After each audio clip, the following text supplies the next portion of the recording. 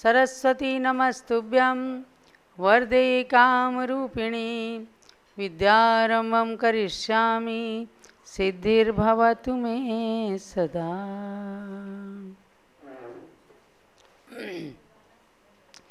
जलोद्वात सांगमयी सरस्वती माता की जय। प्रवचन निर्देशिका ग्रंथ का स्वाध्याय प्रारंभ होने वाला है।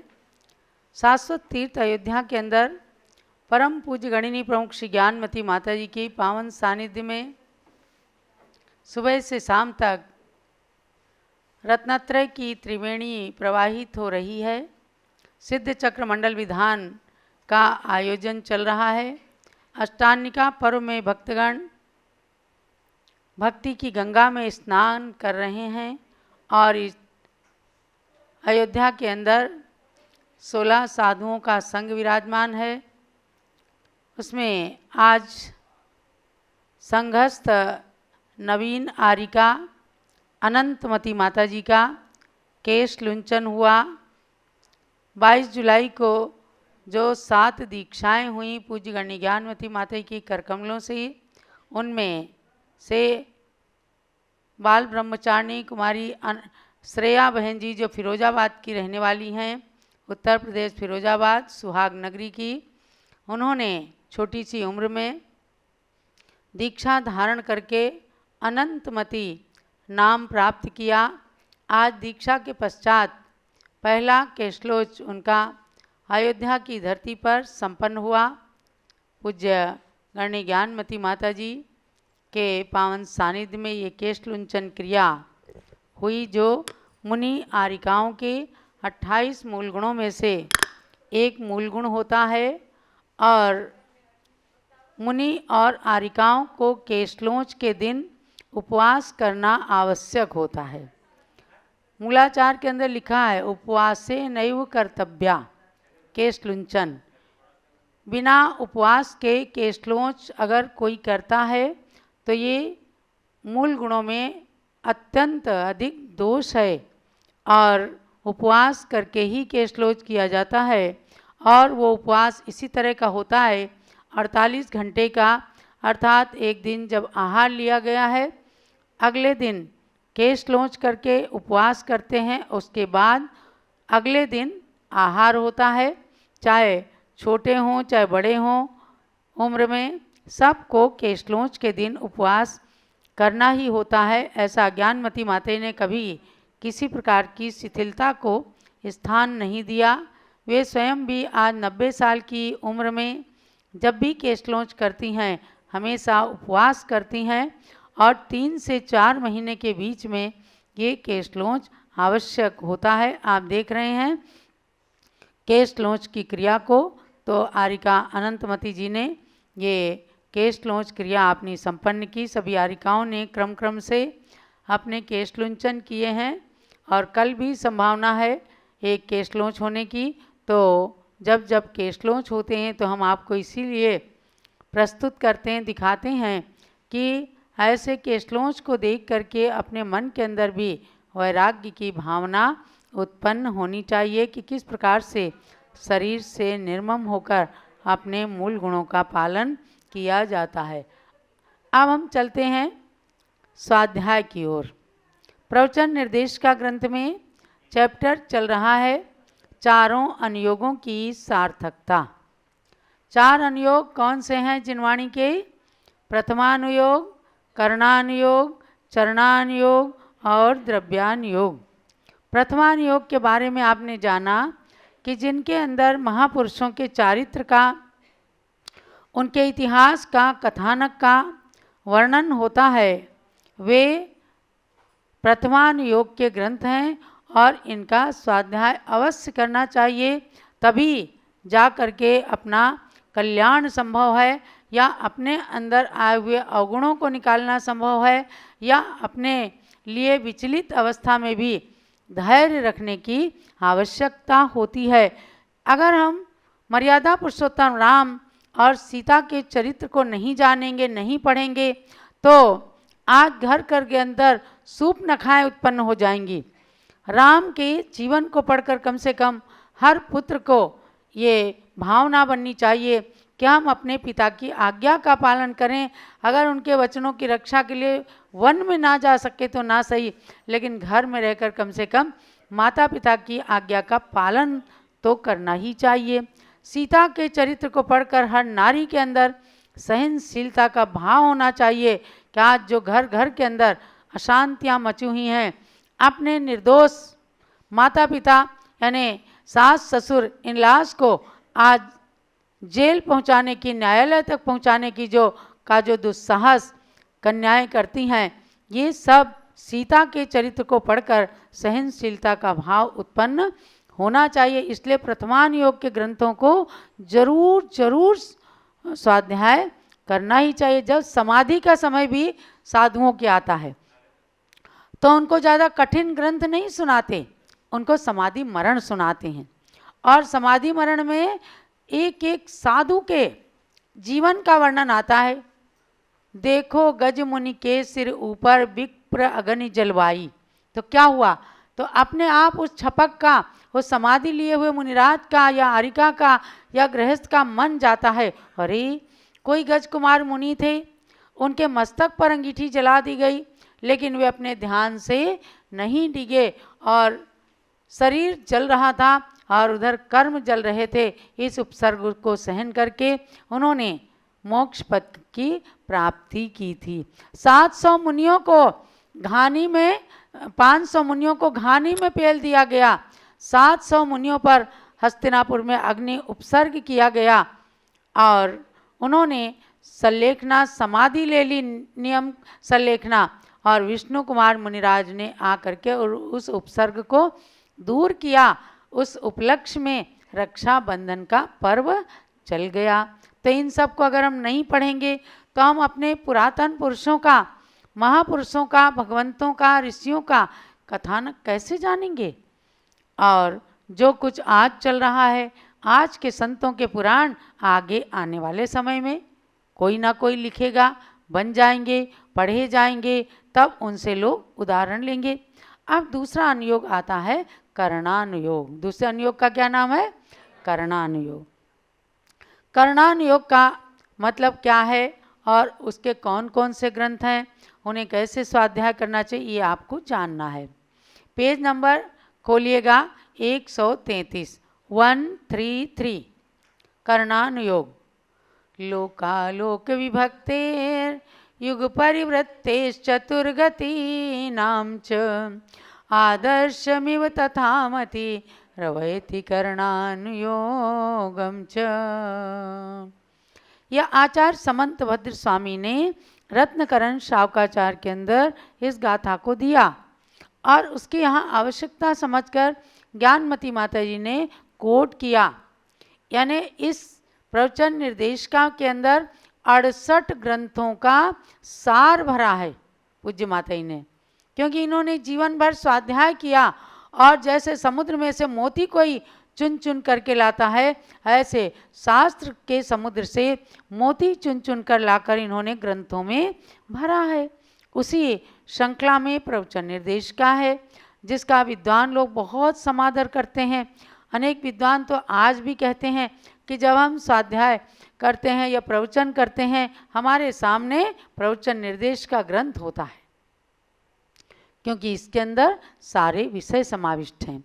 करणानुयोग कहता है कि जो श्रुति ज्ञान लोक अलोक के विभाग को, युग के परिवर्तन को और चारों गतियों के परिवर्तन को आदर्श में व दर्पण के समान जानता है, उसे कहते हैं करणानुयोग। यानी जिन्हें पढ़ने से हमें लोक अलोक की बातें ज्ञात होती हैं, कर्म सिद्धांत ज्ञात होता है, चारों गतियों का भ्रमण पता चलता है, ऐसे ग्रंथों को कहते हैं करणानुयोग।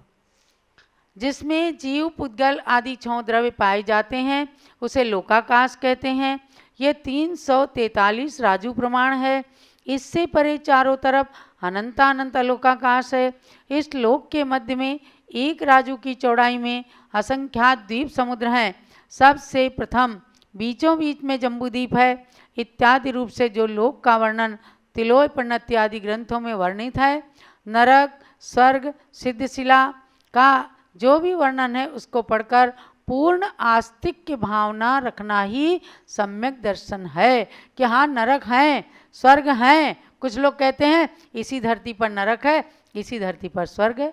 अरे भैया, जब 4 गतियां हैं तो आप मनुष्य गति स्वयं अपनी देख रहे हैं, तिर्यंच गति माने पशुओं को भी देख रहे हैं, तो अब इसके अलावा जो देवता बने और नारकी, तो 4 में से अगर 2 को आप देख रहे हैं तो 2 कहीं ना कहीं तो हैं, उनको आगम से जानना है। नीचे नरक है, उसमें नारकी रहते हैं, और ऊपर स्वर्ग है, उनमें देवता रहते हैं, और मध्य लोक के अंदर मनुष्य और तिर्यंच रहते हैं। यहाँ भी देवता हैं, भवनवासी, व्यंतर, ये देवता हैं, लेकिन आज हमें दिखते नहीं हैं। तो इसलिए जो चीज़ दिखती नहीं है वह आगम से जानी जाती है। देखो 3 लोक का जो 3 लोक का वर्णन जो है 3 लोक की रचना के माध्यम से जानते हैं। तत्वार्थ सूत्र में तो वर्णन है, लेकिन हस्तिनापुर में जम्बूद्वीप कैंपस में 3 लोक की रचना बनी। आज अयोध्या में भी 3 लोक की रचना बन रही है। अभी आने वाले समय में शीघ्र ही उसका पंच कल्याणक होने वाला है। तो 3 लोक के अंदर जब लोग जाते हैं तो नीचे नारकियों की मार काट देख करके एकदम डर लगता है। कुछ बच्चे पूछते हैं मम्मी यहाँ कहाँ आ गए, ये क्यों मार काट रहे हैं? तब जब उन्हें मम्मी बताती है कि बेटा पाप करने से, झूठ बोलने से, शराब पीने से, चोरी करने से, इन सब कामों से नरक में जाते हैं, वहाँ मार काट चलती है। बच्चा कहते नहीं हमें वहाँ नहीं जाना। आगे ऊपर जाते हैं, स्वर्ग में जाते हैं, अरे मम्मी यहाँ तो बड़ा सुंदर है, यहाँ तो देखो सुंदर सुंदर मंदिर है, यहाँ देवता हैं, ये क्या कर रहे हैं? तब उन्हें बताया जाता है कि ये पुण्य कर्म करने से, दूसरे का उपकार करने से, मंदिर जाने से, गुरुओं के पास जाने से, भगवान का भजन करने से ये देवता बने हैं।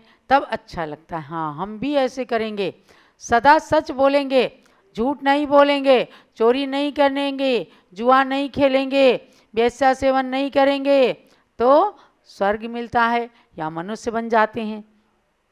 ये सब कौन बताता है? ये करणानुयोग के ग्रंथ बताते हैं।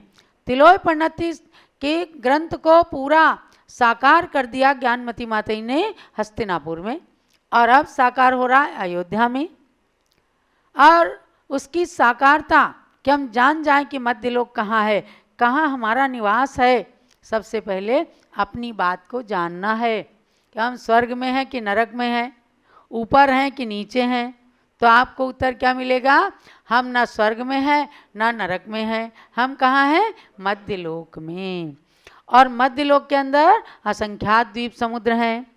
उन असंख्यात द्वीप समुद्रों में पहले द्वीप का नाम है जम्बूद्वीप। जम्बूद्वीप बनाया ना, ये पहला द्वीप है। और उस जम्बूद्वीप के अंदर बीचों बीच में सुमेरु पर्वत है, और सुमेरु पर्वत के दक्षिण भाग में 6 खंड हैं, यानी भरत क्षेत्र है। भरत क्षेत्र के अंदर 6 खंड हैं, 5 मलेच्छ खंड और 1 आर्यखंड। उस आर्यखंड के बीचों बीच में अयोध्या नगरी है। जिस अयोध्या में हम लोग बैठे ना, ये कहाँ है?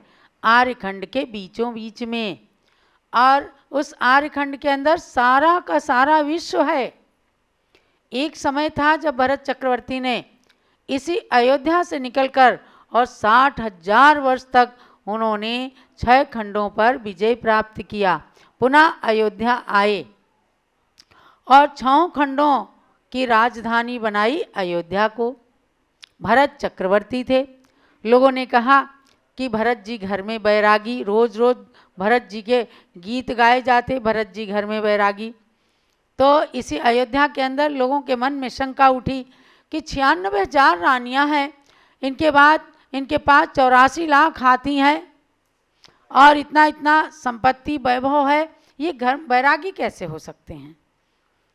तो एक व्यक्ति ने आकर के प्रश्न किया, राजन सबके मन के प्रश्न को मैं आपसे पूछना चाहता हूँ, मुझे अभयदान दीजिए। चक्रवर्ती भरत ने कहा ठीक है। उसने कहा महाराज आपको घर में वैरागी कहते हैं, वो कैसे हो सकता है? सबके मन में शंका है, आपके पास इतनी संपत्ति है, तो भरत जी ने कहा प्रश्न का उत्तर बाद में दूंगा, पहले आप एक काम करो, जब इतनी मेहनत से आए हो मेरे राज्य में, सब घूम आओ जाके। बोले ठीक है। एक कटोरे के अंदर तेल भर के दिया गया उनको, सुना है, कटोरे में तेल भर के दिया गया और बोले हाथ में ले जाओ, और उनके साथ एक सिपाही को लगा दिया। बोले अगर एक बूंद भी तेल की गिर जाए तो इनका सिर धड़ से अलग कर देना और सारा घूम के आओ, उसके बाद हम आपके प्रश्न का उत्तर देंगे।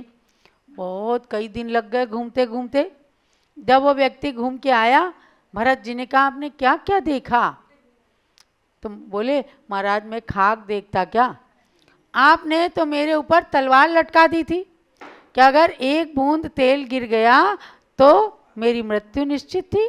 मैं क्या देखता, मैं तो तेल देखता रहा कि एक बूंद भी तेल की गिर न जाए।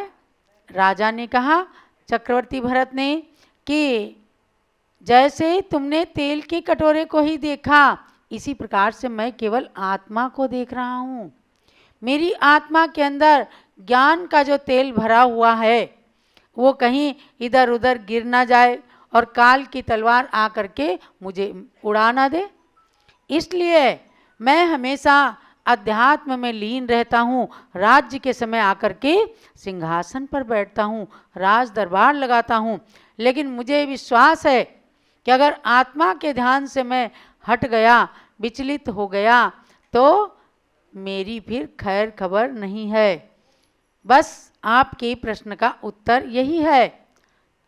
बड़े खुश हो गए सारे नर नारी, अयोध्या के सभी प्रजा के लोग कहने लग गए कि कितने अच्छे हमारे राजा, जिन्होंने आज 6 खंड पर विजय प्राप्त करके भी अपने को अध्यात्म योगी बना रखा है। और यही कारण था कि भरत जी जो हैं वो घर में रहे, वैरागी रहे, और जब उन्हें वैराग्य हुआ, दीक्षा लेने के अभिमुख हुए, तो केश लोंच करते करते, जैसे ही नग्न दिगंबर मुनि बने, केश लोंच किया, केश लोंच करते करते उनको केवल ज्ञान हो गया। सुनिए कहानी। ऐसे भरत थे, उन्होंने अयोध्या में जन्म लिया। मैंने एक पंक्ति के अंदर लिखा है, प्रभु भरत जहाँ जन्मे, चक्रीश प्रथम बन के, यशस्वती माँ की गोदी में, यही वही अयोध्या है। प्रभु ऋषभ जहाँ जन्मे, खेले जहाँ बचपन में, मरुदेवी के आंगन में, वह नगरी अयोध्या है। मरुदेवी के आंगन में वह नगरी अयोध्या है। ऐसी अयोध्या, इसके दर्शन करके आप तर जाओगे, आपका मोक्ष निकट आ गया, देवगति का तो टिकट मिल गया, और समझो 2-4 भावों में हम सब मोक्ष जाने वाले, हम ज़्यादा संसार में नहीं रहेंगे और आपको भी साथ में ले चलेंगे। समझे? हमारी बात को सुनने वाले सब पारस चैनल के और जूम चैनल के स्वाध्यायी भाई बहन भी सुन लो कि ऐसे महापुरुषों के कथानक को जब हम पढ़ते हैं तो निश्चित रूप से आत्मा के अंदर पवित्रता आती है। कर्णान योग भी तो ये बताता है कि जानो अयोध्या कहाँ है, तो जम्बू द्वीप के भरत क्षेत्र के आर्यखंड में। यहीं पर से एक बार भरत जी ने अपने 81 मंजिल के महल से सूर्य बिंब के अंदर विराजमान भगवान के दर्शन कर लिए थे। सूर्य जो है उसकी 84 गलियां होती हैं। जब सर्दी के दिन आते हैं बहुत, सूर्य अंदर अंदर अंदर अंदर की गली में चला जाता है, और जब गर्मी आने लगती है, श्रावण बदी एकम का दिन आता है जब सूरज पहली गली में होता है, तब चक्रवर्ती भरत को उनकी चक्रवर्ती की आँखों की दृष्टि सबसे तेज थी। आज तो कमज़ोर हो जाती आँखें, चश्मा लगा के देखना पड़ता है, और बिना चश्मा लगाए उनकी दृष्टि इतनी दूरदर्शी थी कि उन्होंने सूर्य के विमान में स्थित भगवान के मंदिर का दर्शन कर लिया था। ये वही अयोध्या है, हम कर्णान योग के द्वारा ही तो जान सकते हैं। आज लोगों ने एक विद्वानों का हमने शिविर किया, बोले थाईलैंड में अयोध्या है। अरे भैया, ज्ञानमती माता ने कहा कि तुम तो अपनी माँ पे ही शोध करने लग गए, ऐसी शोध मत करो। क्या अपनी माँ को ही सोचने लगो कि माँ हमारी है कि नहीं है? जिनवाणी हमारी माता है। अगर ऋषभदेव और राम की जन्मभूमि अयोध्या को थाईलैंड ले जाएंगे तो इस अयोध्या में क्या होगा बोलो? ये वही अयोध्या है। माता ने उन विद्वान को रोक दिया। इसी अयोध्या में हमने सन 1993 में चातुर्मास किया, तो शिविर किया, बहुत बड़ा सेमिनार था। भारतीय संस्कृति के आद्य प्रणेता ऋषभदेव भगवान, उनको बिठा दिया गया। हमें ऐसी शोध नहीं चाहिए। शोध तो करती हैं ज्ञानमती माता जी, शोध करते हैं हम लोग कि ग्रंथों को पढ़ करके अंदर अंदर अंदर अंदर से चीज़ों को खोज करके लाते हैं कि उस अयोध्या के कम से कम आज दर्शन हो रहे हैं। ये देवो पुनीत नगरी है। तो भव्यात्माओं, आज के स्वाध्याय का सार यही जानना कि प्रथमान योग के ग्रंथों के साथ साथ हमें करणान योग के तिलोपन्नति, त्रिलोक सार, लोक विभाग, ये ग्रंथ आपको ना मिले तो आप त्रिलोक भास्कर, इन सारे ग्रंथों का सार एक पुस्तक में है। कल मैं आपको दिखाऊंगी। त्रिलोक भास्कर, जिसको पढ़कर बड़े बड़े लोग 3 लोक के ज्ञान में एकदम परिपक्व हो गए, मास्टर बन गए। हमारे इंजीनियर पंकज शाह हैं पुणे में, सबको स्वाध्याय कराते हैं। उन्होंने पूरे त्रिलोक भास्कर ग्रंथ को लेकर माता जी के प्रश्नोत्तर बना दिया, और वह प्रश्नोत्तरी इंसाइक्लोपीडिया ऑफ जैनिज्म के अंदर अपलोडेड है। देखना, उसको पढ़ा, ऐसे आप भी पढ़ो। छोटी सी पुस्तक त्रिलोक भास्कर, उसको पढ़ने के बाद दूध का दूध, पानी का पानी हो जाएगा कि किस प्रकार का 3 लोक है। एक जगह 3 लोक बनाया, गलत बना दिया। उन्होंने निगोद के अंदर ले जाकर नंदीश्वर द्वीप समोसरण बना दिया। 3 लोक के चारों ओर 4 मीनार बना दी। इसी बड़ा गांव की बात हम बता रहे हैं, आपके उत्तर प्रदेश में है। ज्ञानमती माता ने बहुत कहा कि भैया ऐसा 3 लोक नहीं है, जो शास्त्र में है उसको बनाओ। बोले हमने तो खाली सिंबॉलिक बनाया। अरे भैया, सिंबॉलिक बनाया तो आपका उदाहरण गलत हो जाएगा। अगर कोई शोध करता, कोई रिसर्च करने वाला आया तो वो भी यही लिखेगा कि निगोद के अंदर समोसरण है, निगोद के अंदर नंदीश्वर द्वीप है। गलत है। अपने हाथ से कोई काम ऐसा नहीं होना चाहिए। आज आप देखो, चैलेंज है कि अगर ज्ञानमती माता ने कहीं कोई रचना बनाई है, उसको कोई एक शब्द भी उसमें गलत बता दे।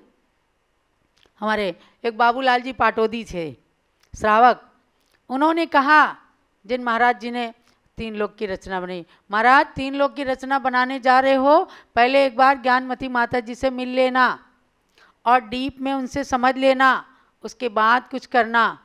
तो ज्ञानमती माता कहीं से 3 लोक लाई नहीं है, आगम से लिया है। आगम की बात को खाली धरती पर उतरवा देती हैं।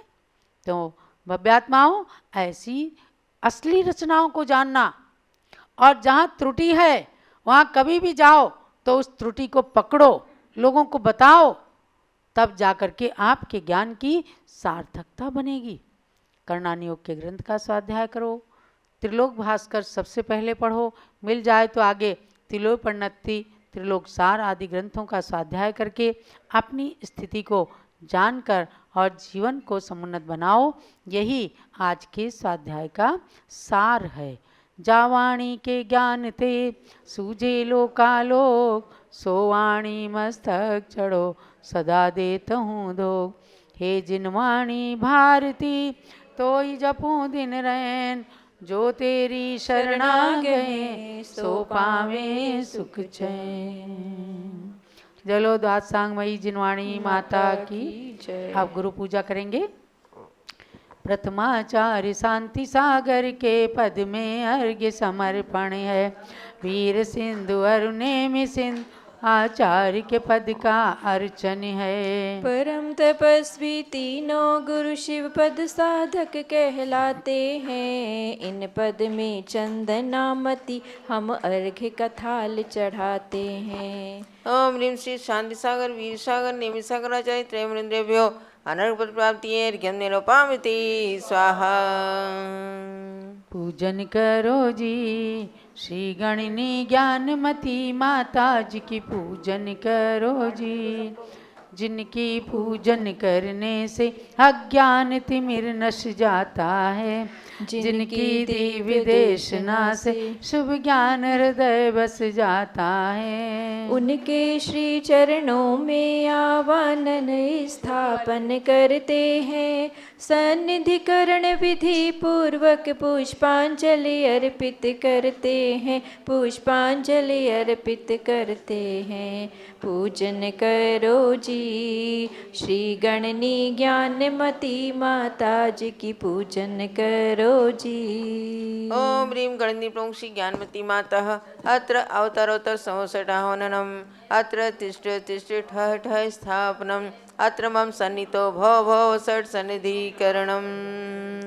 चिरोदधि जललायके करुं चरण त्रयधार ज्ञानमती गणनी प्रमुख करो मुझे भव पार। ओम ह्रीं गणनी प्रमुख श्री ज्ञानमती मात्रे जलम निरूपामिति स्वाहा। चंदन घिस कर पूर संचर चूमा पत